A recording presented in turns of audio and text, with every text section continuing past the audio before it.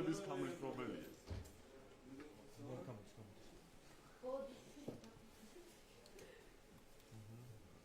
უკვე მომდევნო დღეა, უკაცრავად ყველა ჟურნალისტთან, რომელიც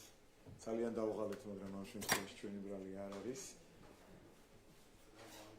თქვენ ნახეთ, როგორ ახდა სიტყვასიტყვით ჩვენი სიტყვები, რომ ეს ხალხი, ჩვენი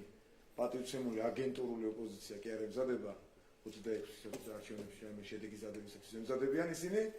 ემზადებოდნენ და უკვე მოვიდნენ ის დღეს დადგა 27-ისათვის და დიახ დღეს 27-ია უკვე. და აქედან გამომდინარე ამ 27-ში მათ დაანონსეს ის რაც დაანონსეს, ისინი უკვე მესამედ, ანუ პოლიტიკური პარტიები და NGO სექტორის წარმომადგენლები უკვე მესამედ წავიდნენ კონსტიტუციური წყობილების წინააღმდეგ. და მათ უნდა იცოდნენ, რომ ისინი მიდიან საქართველოში, საკუთარ სამშობლოში კონსტიტუციური წყობილების წინააღმდეგ, NGO სექტორი პოლიტიკურ პარტიებთან ერთად. ასევე უნდა გამოვეხმაურო იმ განცხადებას, რომელთაც პოლიტიკური პარტიები ამბობენ, რომ ჩვენ გვქონდა როგორც თქვის სქემა ქონდა რაღაც. ხო, კომპლექსური სქემა. მე მინდა ვაღიარო. რომ დიახ, ჩვენ გვაქვს კომპლექსური სქემა და მას ქვია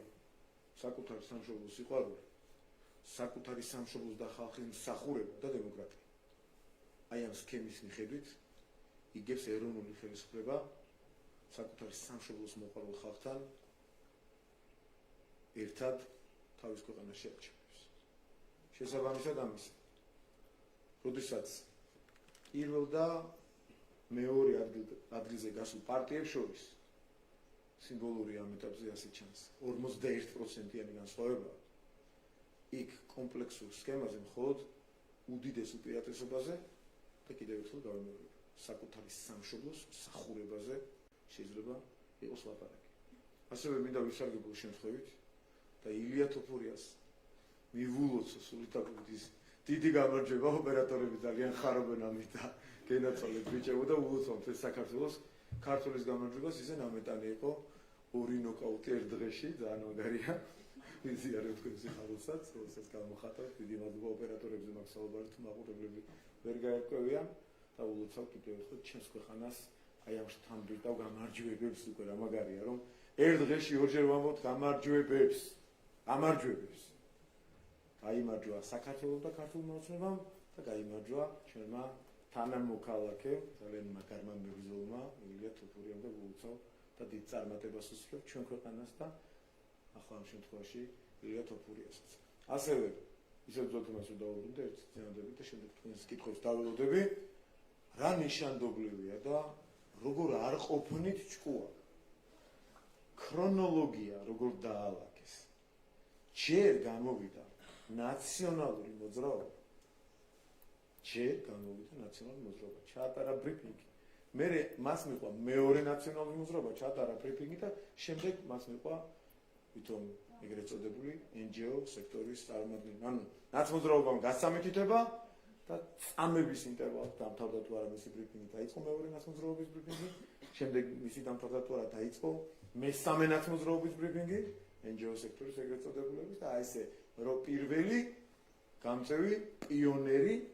იყო ნაცმოძრაობა. ისიც კი ვერ დაალაგეს. ამ აგონიაში ყოფებს ისიც კი არ შეუძლია დაალაგო, რომ ჯერ ვითომ თარღოებზე ვლაპარაკობ რაღაც სისულელებს. NGO სექტორის წარმომადგენლები გამოვიდნენ და მეორე აგერ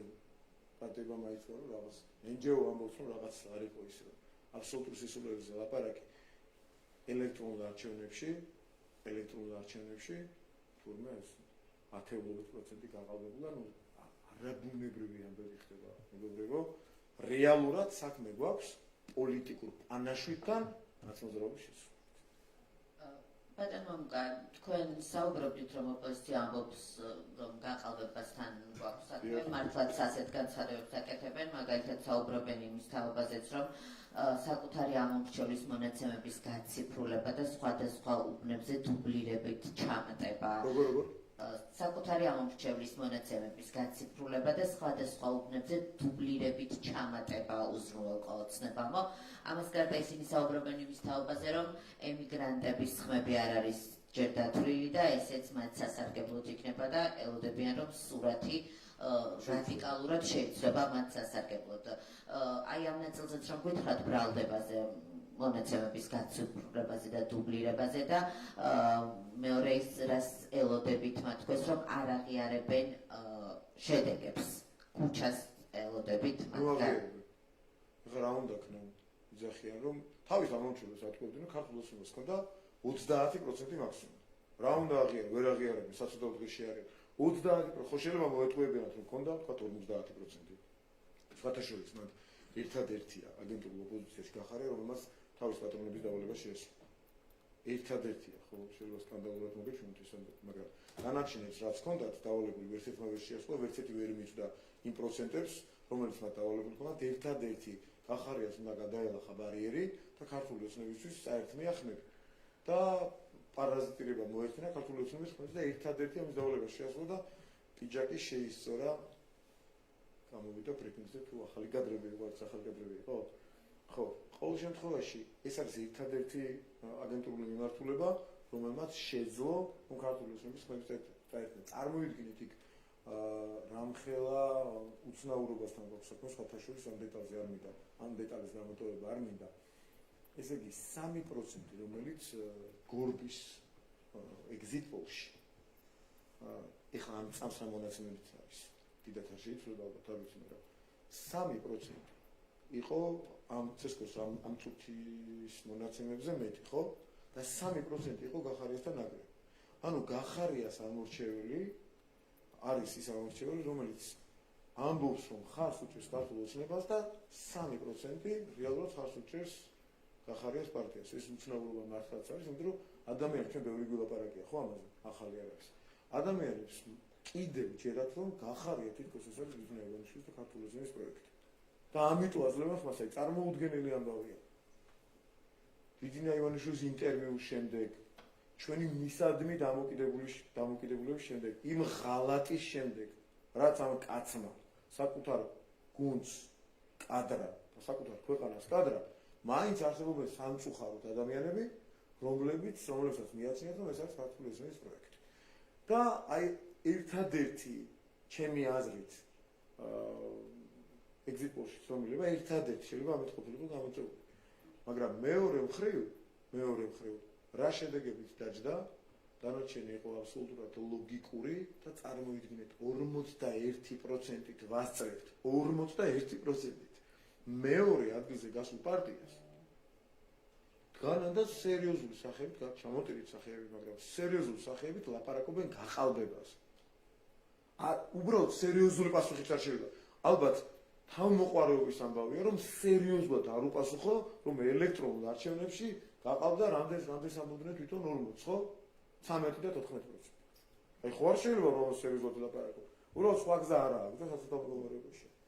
ბატონო ეხლა ყველას აინტერესებს რა იქნება ამ ყველაფრის შემდეგ ან ის ოპოზიციური პარტიები რომლებიც უნდობლობას უცხადებენ ცესკოს ამ შედეგებს როგორ ფიქრობთ რას იწამენ ანუ ისევ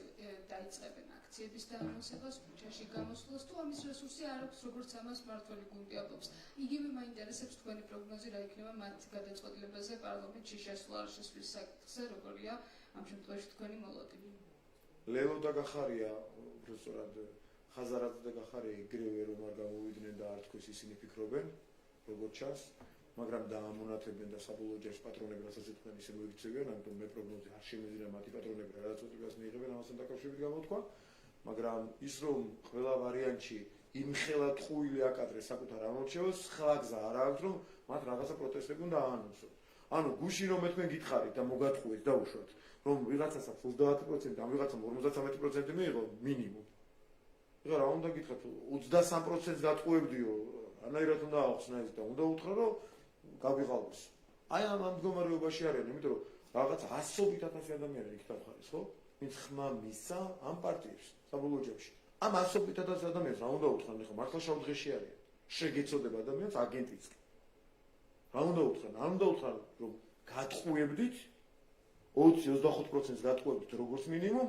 არ უნდა უთხრან რომ ეს პროცენტები გაგვიყავდეს 20-25% სიგიჟესთან აქვს საქმე ეუბნებიან მეორე სიგიჟეს ერთ სიგიჟეს სასაფარებენ ერთ კულს და მეორე კულს ეუბნებიან რომ რაღაც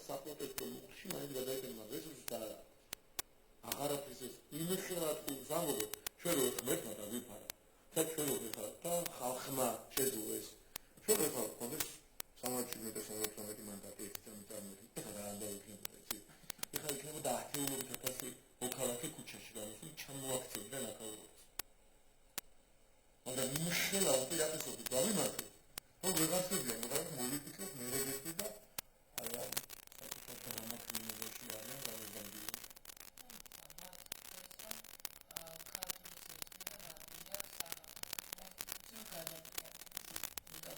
კიდევ ერთხელ დავიმეორებ ბატონი ნიკა გორანია საკას სქემაზე მოვაპარაკე ამ სქემას ეს საკუთარი სამშობლო თავის დემოკრატია ამ სქემას ისინი არ აღიარებენ და არ აღიარებენ არჩევნებს და ხაზგასმით ამბობდა არა შემთხვევით რომ ისინი NGO სექტორის წარმომადგენლები პარტიებთან პარტიები NGO სექტორის წარმომადგენლებთან ერთად უკვე მესამე ზედიზედ ცდილობენ საქართველოს კონსტიტუციური წყობილების წესწყობილების წინააღმდეგ წასვლას და ეს არ არის შემთხვევითი ამას აკეთებენ ისინი დავალებებით და ისეთ აბსურდს კადრებენ მერეც თავის ამორჩევებს რომ ის ამორჩეველი წარმოუდგენელი რომ ამაში აყვეს რამდენიმე ასეული ადამიანი თვაყობა ამაში და ისინი მიხვდებიან ბოლოს რომ ძალიან უსარგებლო თემაში შეხავთ მათ ეგრეთ წოდებულ პარტიულ ლიდერებს. ბატონო, ამ დავალებებზე რადგან საუბრობთ, გითხავთ, ელოდებით თუ არა ოპოზიციის მხარდამჭერ განცხადებებს უცხოეთიდან, ანუ ოპოზიცია, რომელიც არ აღიარებს არჩევნების შედეგებს, ელოდებით თუ არა მსგავსი შინაარსის განცხადებებს, მაგალითად იმ ორგანიზაციებიდან ან კონკრეტული პოლიტიკოსებიდან მხრიდან, რომლებიც აქამდეც ამბობდნენ, რომ საქართველოს არჩევანის წინაშე დგას დემოკრატიული პრობლემა. დიახ, რა თქმა უნდა. ჩვენ გვამონათებდნენ, რომ თითქოს თავს ვესხმით ჩვენს ევროპელ მეგობრებს. ევროპის თუ ნებისმიერი რომელიმე ქვეყნის მისი შემადგენელი ნაწილის ან სხვა ჩვენი მეგობარი ქვეყნის თუ არა მეგობარი ქვეყნის არა აქვს არანაირი მნიშვნელობა ჩვენთვის ვისი განცხადება იქნება თუ ის იქნება არარეალურ ფაქტებზე გაკეთებული და იქნება ტყუილი ჩვენ ვთქვით რომ ეს არის ტყუილი ვინც არ უნდა თქვას როგორ ამერიკის შეერთებული შტატების სენატორმა თქვა და ტყუილს ამბობს სენატორი ითქვის კონგრესმენი საქართველოს პარლამენტარი თუ პრეზიდენტი რომელიმე ქვეყნის რა მნიშვნელობა ტყუილი არის ტყუილი და რაღაცა მომენტში ხომ მივიდნენ იმ დასკვნამდე რომ ის კი არ იკითხოს ეს განცხადება ტყუილებს მაგრამ ის რომ ამბობს ეს მონური დამოკიდებულება ხო არ უნდა მოვიდეს ადამიანის ტვინში ის რადგან ამბობს ამ მარტო ღმერთია რას ნიშნავს ეს ამბობს და როგორ ის ტყუილს ამბობს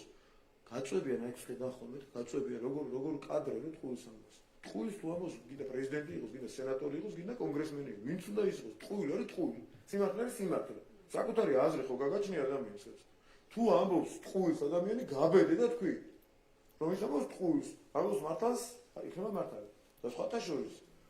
ჩემ და გასაკვირად ვერ ვიყო მაგრამ სასიამოვნო იყო ძალიან დღეს უამრავი დამკვირვებელი მათ შორის ევროპული ქვეყნებიდან მთელი დღის განმავლობაში აკეთებდა ძალიან პოზიტიურ და რაც მთავარია პოზიტიურთან ერთად რეალურ ფაქტებზე დაყრდნობით განცხადებებს ევროპელი საერთაშორისო დამკვირვებლები და არა მხოლოდ ევროპელები ვარცხები ხო? არ მახსოვს ახლა ზუსტად. დღეს მთელი დღის განმავლობაში მათ გააკეთეს უკიდურესად პოზიტიური და აბსოლუტურად რეალური, ობიექტური, რაც მოგვენატრა, ობიექტური განცხადებების მონატრებაში ვართ გადასულები ისეთ დღეში ვამყოფებდნენ, მაგრამ მაინც ქართულმა ხალხმა გაიმარჯვა. შესაბამისად, ხვალ ჩვენ ველოდებით არაობიექტურსაც და ობიექტურსაც. იქნება სუბიექტური და ტყუილი ვთქვით, ტყუილია, იქნება მართალი ვთქვით, მართალია. და ამის ძალას გვაძლევს მხოლოდ და მხოლოდ ქართული ხალხი. დიდი მადლობა, ხვამდის.